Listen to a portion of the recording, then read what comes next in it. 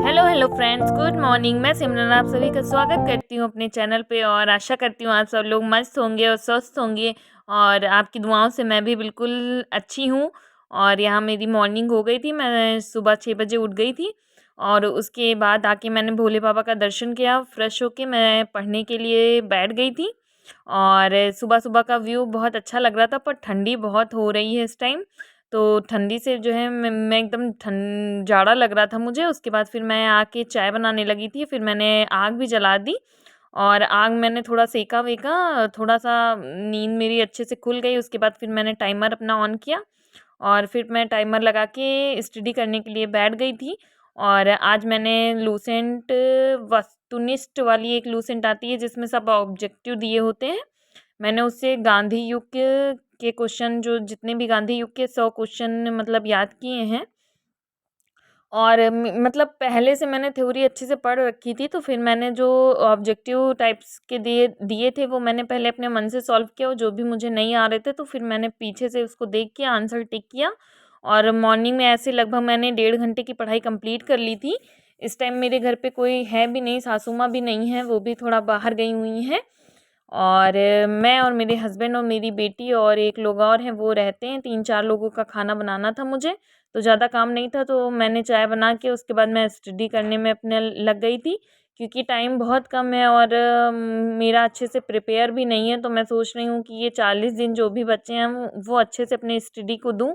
और काम थोड़ा साइड में करके जो भी टाइम एक्स्ट्रा भी मिल रहा है, जो भी अच्छे से मैं अपने स्टडी को दे दूँ। और इसी के साथ मैं यहाँ पे अपने क्वेश्चन रिवीजन कर रही थी। उसके बाद फिर मैं रोज़ की रूटीन की तरह अपने भोले शंकर के पास आ गई थी और उनकी पूजा करने लगी थी। और भोले बाबा से बस यही प्रार्थना मैं रोज़ करती हूँ कि हे भगवान, आप मुझे सद्बुद्धि दें, पढ़ने लिखने में मेरा मन लगाएं। और यहाँ फिर मैं आ गई थी। आज मैंने हेल्दी नाश्ता, मतलब सोचा था कि जब हेल्दी खाते हैं ना तो हम लोगों का शरीर भी हेल्दी रहता है और मन भी हेल्दी रहता है। तो यहाँ फिर मैंने चने भिगोए थे, उसी को मैंने खाया था और उसके बाद फिर मैं पढ़ने बैठ गई थी। मैंने सोचा था नाश्ता सब मैंने और मेरे हस्बैंड ने कर लिया था, तो उसके बाद फिर मुझे ज़्यादा टेंशन थी नहीं खाना बनाने की। मैंने सोचा था देर में बनाऊँगी गरम-गरम। और उसके बाद फिर मैं पढ़ाई करने बैठ गई थी। लेकिन ये मेरी बेटी है जो मुझे पढ़ने नहीं दे रही थी, मेरा पेन उठा रही थी, कहीं कुछ कर रही थी, मेरे साथ खेल रही थी। तो फिर मैंने इसके साथ थोड़ा अपना टाइम स्पेंड किया। और सच में बच्चों के साथ रह के इतना मज़ा आता है और उनकी बातें सुन के तो उससे भी ज़्यादा मज़ा आता है।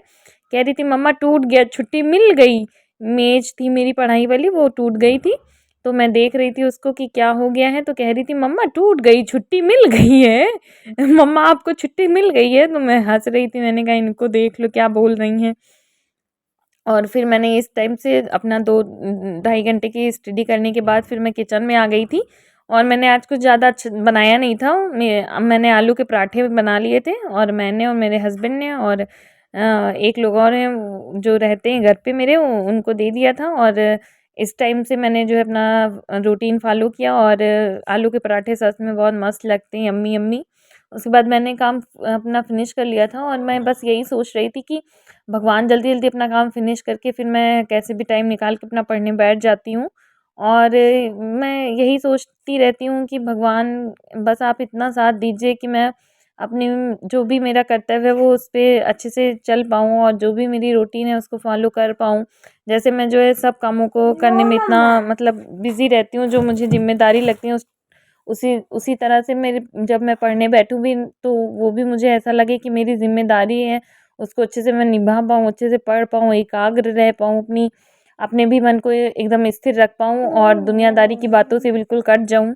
क्योंकि दुनिया की बातों का क्या है, वो तो आज नहीं तो कल सब कुछ सुनाते ही रहते हैं, तुमने ये नहीं अच्छा किया, तुमने वो नहीं अच्छा किया, तुम तो ऐसा नहीं करती, वैसा नहीं करती। लाख किसी के साथ आप अच्छा ही कर लें, आखिरी में यही होता है कि आपको बुराई ही सुनने को मिलती है। तो यही सब मैं मेरे मन में चलता रहता है। कभी-कभी तो बहुत सारी टेंशनें हो जाती हैं, पर मैं इन सबको इग्नोर करके अब पढ़ाई में अपना बिज़ी होना चाहती हूँ, क्योंकि यही लाइफ़ है। और मैं जैसे पढ़ने बैठ रही थी और मेरी मुन्नी को जो है नींद आने लगी, कह रही थी मम्मा मुझे सुला दीजिए। दोपहर हो गई थी तो फिर मैंने सोचा 3 बज रहे थे, मैंने इनको सुला दिया। थैंक